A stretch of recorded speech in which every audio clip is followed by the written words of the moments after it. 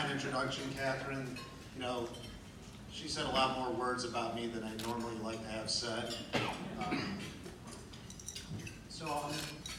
You know, all those titles that you heard actually they're real jobs. They're things that I have to go do. So interestingly enough, I just got back on island here from DC on Tuesday night after 4 weeks of travel across the Pacific and back and forth to Hawaii. So I'm pretty sure I'm on Guam, but I'm not sure what time it is. So if you could bear with me today. Now I know Admiral Chatfield, you guys may remember her, I hope. She was a big part of this island and the community here in the Guam and the Northern Marianas. And she was a very deliberate, very well-spoken, Boston University, Harvard-educated kind of speaker. And so if she were like Mozart's symphony when she would speak, I'm a public school kind of guy, so I'm more like freeform jazz. So just bear with me as we talk through this. So buenas and half a day. Thank you for the invitation to speak to you. It's an honor to be in a room such as this. As you heard, economics degree, master's in business administration. I'm a big fan of and interested in the business community. So talking to the Chamber of Commerce and to leaders and influencers such as yourselves is a real honor for me. You know, as you may know or not, this is my third time actually living here on Guam. Each assignment brings a bonus of higher rank, increased responsibility, certainly more travel. But one of the big bonuses is being able to see the evolution of the partnership between Department of Defense, the governments of Guam and the Northern Marianas, and the business communities here as we work to bring our community forward. Now, I fully intend to continue to build on and expand the bonds of trust that have already been laid down by Admiral Chatfield and the JRM Command before I got here. I know that we all remain committed to our fellow citizens to balance economic development, environmental stewardship, international and national security as we focus to protect this region and this island. You know, the teamwork between us mutually benefits our quality of life, our safety, security, and economic prosperity. Now, I've met some of you before, and a pretty cool, I'm going freeform jazz here, Christian, so a pretty cool anecdote, and I'll talk about what Guam means to me here in a little bit, but you know, Guam's connections span the globe, and it's clearly evident that Mr. Della Sola here and I met first in Naples, Italy. Our sons became very good friends as they went to high school there in Naples, Italy, and today they're still connected by Space or Facebook, whatever those things are, they still talk. So Mark and Tommy are good friends, and hopefully we'll get Tommy out here to reconnect with Mark here soon. Now, Guam is a place where you see a tremendous ability, adaptation to change. The people of Guam have a tremendous ability to express a humbling amount of generosity and humanitarianism, and I'm going to talk about that here in a second. So as I've said, Guam feels like a second home to me. It has a lot of significance and familiarity to me and my family. My eldest daughter, Molly, was born here in 1997 at Naval Hospital and was baptized in Our Lady of Lourdes Church up in Jigo. Holler for Jigo. And I pronounced it right, which is surprising. My wife taught elementary school in the local school system as well as the Department of Defense school system. She taught at UPI, she taught at Finnegayan, she taught at Anderson Elementary. My kids still remember running around free-range kids up on Anderson. They'd run into the jungle, and as we all know, they come back out of the jungle covered in red dirt and cuts and mosquito bites, bringing presents back to mom and dad, such as coconut crabs, dead snakes, and those dried out leathery frogs. Hey, look what I found. Get that out of the house, please. You know, my first time here was in 1991. I was a midshipman coming back from the University of Illinois to go get commissioned, and Operation Fiery Vigil happened. And it was there that I saw firsthand the humanitarianism of the people here on this island as they brought those folks from Clark and Subic Bay into their homes and took care of them after Mount Pinatubo blew up. I saw it again in like 95 to 97 when I was up at HC-5 at Anderson Air Force Base. If you remember those tragedies, this Korean airline crash, or then the bonding together of the community in 97 when Typhoon Paka hit, how everybody rallied around each other and took care of each other. I saw it again in 96, 97 when we had the Kurds come through. If you remember them, and interestingly enough, one of the engineers that's working on the Anderson South project was one of the Kurds. He was a little kid when he came through and still remembers the house that he lived in up there at Anderson. I saw that humanitarianism again in the thousands when I was a young commanding officer up at HSC 25, where the local community took care of my family and my squadron's family after a series of bad mishaps, a helicopter crash, a B-52 crash, when we deployed everybody to Iraq and had to leave all the families behind for 15 months. The community of Guam opened up their homes and their hearts to my squadron, and I will always be grateful for that. Excuse me one sec. I get choked up when I talk about that. You know, the interesting thing though too is a person that I took over that command from, one removed, and who's been a friend of mine for 22 years is Admiral Chatfield. She was in command of that squadron. She turned it over to a buddy of mine and me.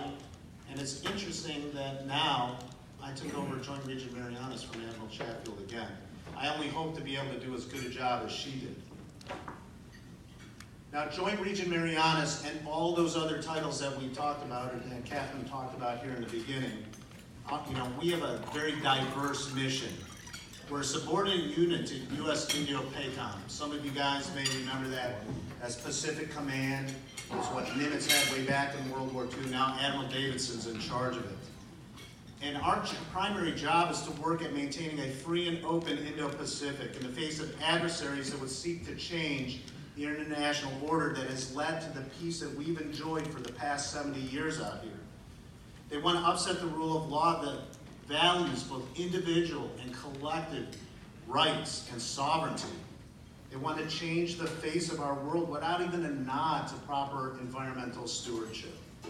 Joint Region Marianas, my command, and our team is committed to an unending and rigorous effort to maintain open sea and secure sea lanes via forward presence of our forces, to respond to all threats, man-made or natural, and to train and to fight from the depths of the oceans to the heights of the skies, and to be ready to fight for this region and from this region. Now, in order to conduct our mission, we always have to train like we were getting ready to fight. We have to build partnerships with local communities, both inside the fence line and outside the fence line. We have to make sure we refine our operational proficiency. We have to be ready to go.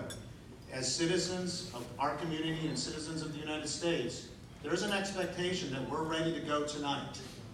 We have to be constantly vigilant that we're ready to go. That we can't say that, oh, it'll be a decade, it'll be 5 years, or tomorrow we'll be ready. We have to be ready to go tonight.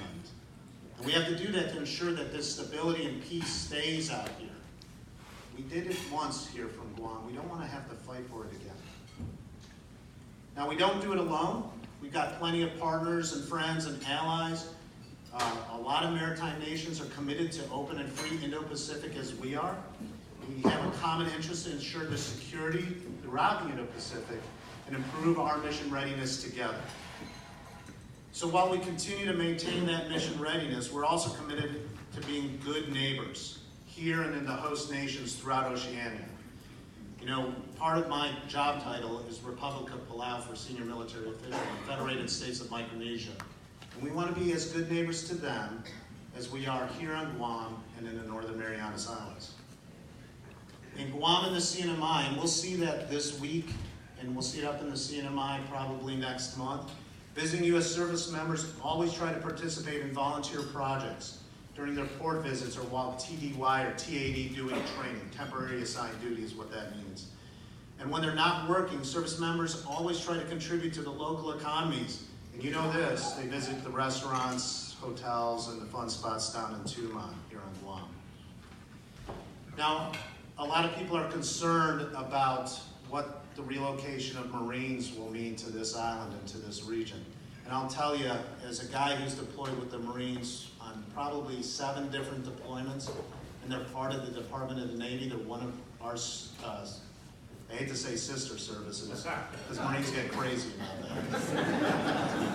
They're a sibling service, is that word? I'll tell you, they're some of the finest individuals you'll ever meet. And they're the best guys to have at your back when you're in the middle of a scrape.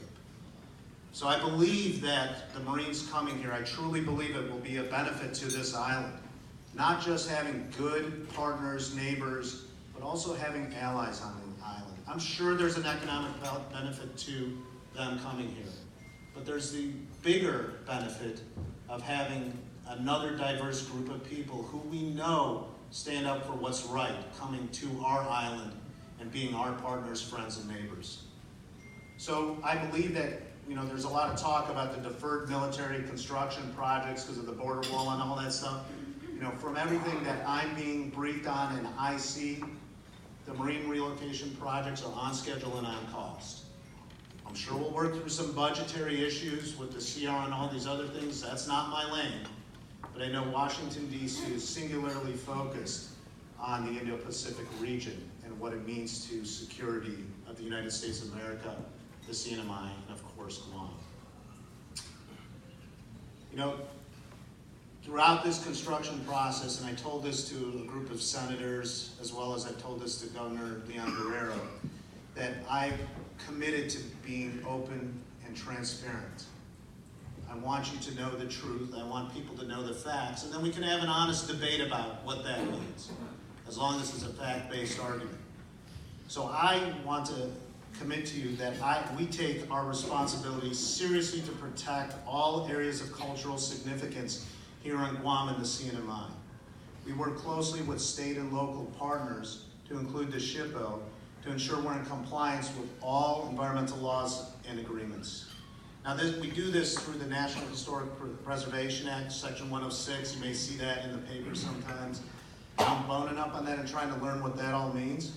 But we're working closely with the Guam SHPO, and we're guided by professional archaeologists, both on my staff, the NAFAC Marianas staff, and within the government of Guam.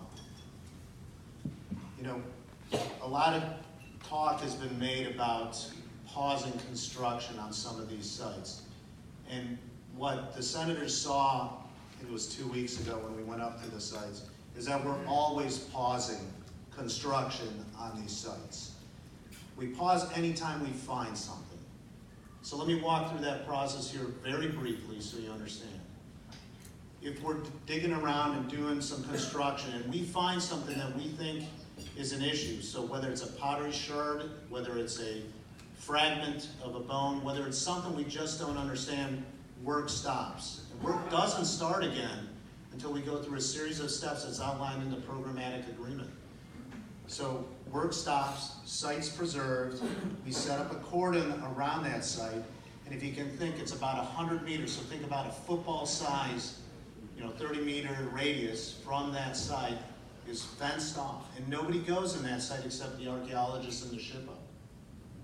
Construction stops in that area, and if it's culturally significant, we work through a process with the SHPO to figure out what that means and what we're going to do with that site moving forward. As responsible stewards and as the commander of the region here for the military, it's my job to make sure that we don't do anything that's going to harm these sites and take away the future possibility of people learning from what happened up in the Retidian area. So I commit that to you, that I'm involved every day when these things are discovered. As responsible stewards, the Navy, though, takes its role to protect these sites extremely seriously. And I'm going to talk a little bit about environmental stewardship here real quick. Concerning environmental stewardship, what's not talked about enough in the Guam and the CNMI And what the CNMI government just saw 2 weeks ago when they went to Hawaii, I was on that trip with them, is that U.S. military personnel, Department of Defense, are excellent stewards of environmental resources. On Hawaii, during their tour, on active live fire ranges, they saw that endangered species such as birds, turtles, flora, fauna are flourishing because they're protected. They're protected by a fence line, they're protected by environmental officers that go out and make sure that we're not doing things the wrong way. On active live fire ranges, they saw historical burial sites that are on the beaches that are protected by the military. Now those beaches are co-use. During the week, the military drives amphibious assault vehicles up on the beach. Then they clean the beach once they're done, and on the weekends, families go and picnic and do whatever they're doing on the beach. And just off the beach is a historic Hawaiian burial site. On active live fire ranges, they saw that public use of the beaches and scenic lookouts are coordinated as people are doing live fire stuff. So if there's concern that some surface danger area is not going to allow people to transit through, there's procedures and processes in the military to make sure that people have the ability to fish, transit through, fly their plane over, etc. And I'll tell you, as a guy who's flown around Guam for a number of years, there's plenty of ranges and restricted areas on this island that I've flown straight through in my helicopter as long as I complied with the proper procedures. Now, something else that we don't talk about now, talk about a lot, is that in California, toward environmental stewardship, if you think about how the California coastline is, one of the only remaining undeveloped pieces of land on that coastline is between Oceanside, California, and San Mateo, California. It's undeveloped. Endangered species are all through there. And the reason it's undeveloped and the reason it's protected is it's inside the fence line of Camp Pendleton. Having lived in California multiple times and having tried to surf, not very well there, I understand. I know that we allow the public into that area also when it's not being used for military operations. But it's undeveloped, it's preserved, and it's pristine. Now, I don't have the exact numbers for you today, so Kevin, don't quote me on this. I suppose you could if you wanted to. My staff, I've asked them to estimate what the DoD has invested in environmental and cultural stewardship here on Guam over the past 5 years. And what I believe, what I've been told, it's on the order of $100 million over the past 5 years. So when people say that we're just going out there bulldozing trees or kicking over ladder stones, that's not the case. That may have been in the past, and I'm talking 50, 60, 70 years ago in the past. That's not the way we do business today. I don't know how to make it any plainer to the group and to the folks out in the public that I'm committed, and we as DoD, and certainly JRM's team, is committed to preserving and protecting the natural environment and our cultural resources. And we're going to comply with all appropriate environmental laws and stewardship programs. So in closing, our partnership with you and the community is absolutely imperative and important to me and my team, and we must maintain that partnership if we're to move forward, not only on the military buildup here on Guam, but if we're to move forward at preserving the security and safety of our people here in Guam and the Northern Marianas. Training and mission readiness is always at the forefront. That's why what the taxpayers, and me as a taxpayer, why we pay the military salary is to be ready to go when the call comes in. But we must also, and I commit to you, also strive to be good neighbors. We need to work with private industry. We need to work with the local school systems. We need to work with the government of Guam to ensure that we're good stewards, good partners, and good neighbors. Now, I look forward moving into the future with you on fostering a positive relationship between the business community and Joint Region Marianas. I hope that I'm here more than 18 months. My orders are for 3 years. We'll see. But if the Navy has anything to say about it, they'll probably send me back here again once they leave. So, thank you for listening today. May God bless you all. May God bless the island of Guam, and of course, the United States of America. Thank you, and Susan Boston.